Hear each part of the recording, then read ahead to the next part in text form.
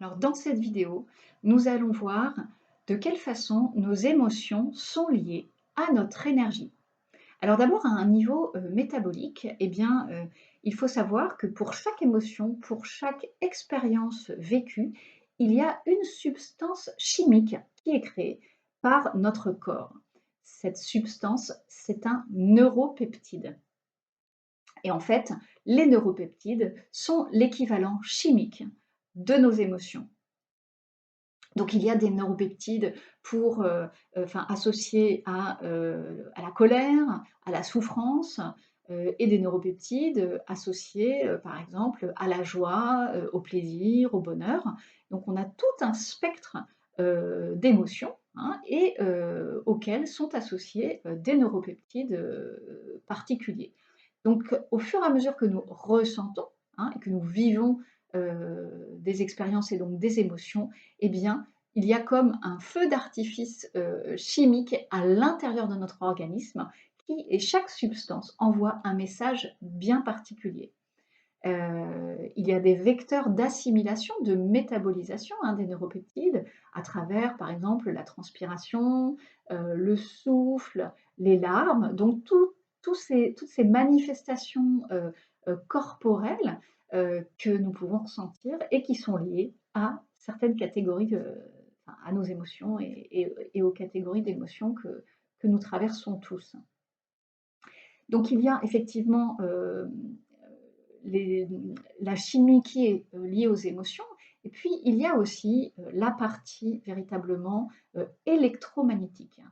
Hem, donc en fait, nous émettons, ça on en a déjà parlé, en permanence des ondes électromagnétiques en fonction de ce que nous vivons, de ce que nous ressentons, ces ondes électromagnétiques, ces fréquences sont mesurables en hertz, hein, au même titre que les ondes radio, tout simplement, hein. Donc nous aussi, nous sommes émetteurs de fréquences et récepteurs de fréquences. Donc selon les émotions que nous ressentons dans notre vie, notre niveau de fréquence est différent. Pour des émotions comme, la peur, le stress, le manque, eh bien, ces émotions, on dit qu'elles vibrent, à des niveaux de fréquence bas. On peut les mesurer, hein. Et les émotions, telles que, la joie, le bonheur, la gratitude ou l'extase, eh bien, vibrent à des niveaux de fréquence élevés. Heu, donc heu donc tout ça peut se mesurer, bien évidemment, à l'aide, d'électroencéphalogrammes, d'électrocardiogrammes, hein, puisque ce sont vraiment, les émetteurs, de notre rayonnement électromagnétique. Heu, alors il faut savoir, si on se penche un petit peu, vers les fréquences cérébrales, qu'il y a différents niveaux d'ondes cérébrales, que nous vivons et qui, nous mettent dans des états, spécifiques. Donc pour info, lorsque l'on est, heu la plupart du temps dans notre journée, nous sommes en état d'onde, bêta. Donc cet état d'onde bêta, il y a différents stades. Donc il se mesure entre 13, et 25 hertz en onde bêta, de façon, évolutive, eh bien, on peut être en train de lire, de travailler, tout ce qui fait notre quotidien, qui ne suscite pas forcément d'émotions, d'ailleurs, particulières. On peut conduire, et par exemple, quand on conduit, c'est très révélateur, eh bien, on peut changer d'état d'onde, bêta, c'est-à-dire que, quelqu'un, freine un peu brusquement devant nous, on va avoir un petit pic, un petit sursaut et là, on va, émettre un état d'onde plus élevé parce qu'on va avoir une petite pointe d'énervement. Donc, on va passer, en bêta, moyenne fréquence, alors qu'on était en basse fréquence, depuis qu'on était parti de chez nous. Et puis, si quelqu'un, nous agresse, ou fait une éruption, intempestive, devant nous, alors qu'on est en voiture, eh bien, il y a une montée de stress et donc de cortisol qui va avoir lieu et là, on passe vraiment, au stade d'un stress supérieur, voire de colère et donc on est en onde bêta, élevée. Donc, au-delà entre 22 et 25 hertz selon le niveau de stress que ça a généré chez nous.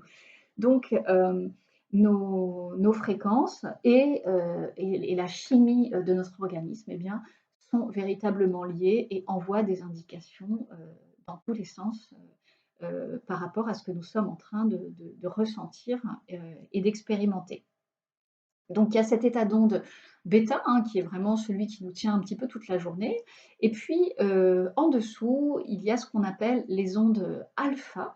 Donc, à partir de enfin, il y a d'abord les ondes gamma, pardon, entre 13 et 7 hertz, donc quand on est sur une gamme de fréquences, moindre et les ondes gamma eh bien, c'est ce que l'on vit quand on est en créativité, quand on est, en brainstorming, hein, clairement, quand on a les idées qui fusent, on a des flashs, voilà, on est en créativité donc en méditation transcendantale, c'est aussi cet état d'onde gamma, c'est-à-dire que on voit des images, on est dans une espèce d'atmosphère particulière. Et puis en dessous des ondes gamma, eh bien, il y a les ondes alpha, donc en dessous de 7 Hertz. Et les ondes alpha, c'est véritablement quand on est dans notre imaginaire, quand on est dans notre rêverie, on se sent vraiment détendu, on est vraiment très dans l'intuition, dans le calme.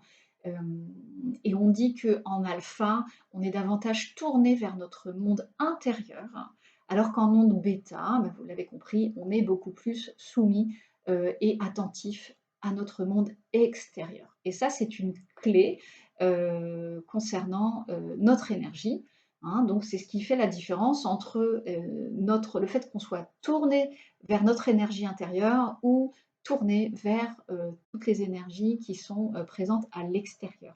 Donc, ça tient à un état d'onde cérébral qui est donc différent. Et nous avons la possibilité véritablement eh bien, de modifier volontairement cet état d'onde cérébrale et d'aller chercher des niveaux de fréquence, hein. On va aller, là, vous voyez, peut-être où je veux en venir, on arrive doucement sur la question de notre taux vibratoire, la façon finalement dont on vibre et de quelle façon on peut aller chercher des fréquences qui vont nous permettre d'être véritablement dans des émotions comme la joie, la gratitude, ou vraiment le ressenti, le bien-être intérieur. Donc il y a effectivement des techniques pour ça que nous allons voir bien sûr par la suite. Donc pour résumer, le lien entre les émotions, nos fréquences, nos vibrations, notre chimie intérieure, eh bien, c'est que véritablement, les émotions sont de l'énergie en mouvement et que toute énergie est une fréquence, hein.